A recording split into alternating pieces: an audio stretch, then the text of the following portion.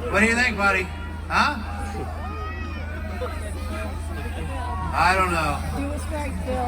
What do you think? Closest one to you? You'll do that next year.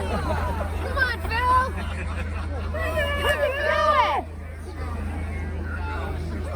We just set a record.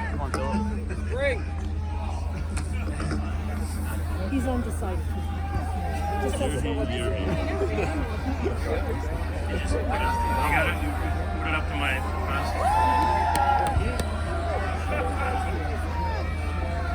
Hear ye, hear ye, hear ye.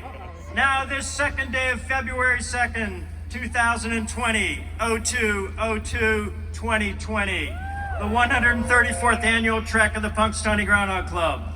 Punxsutawney Phil, the seer of seers, prognosticator of all prognosticators, was awakened from his burrow to the cheers of thousands upon thousands of his followers from around the world. In Groundhogese, Phil directed the inner circle to his prediction scroll, which reads, "It's a Phil fantastic day in these beautiful woods. Thousands and thousands in the Knob neighborhood. You faithful followers are the best, it's true.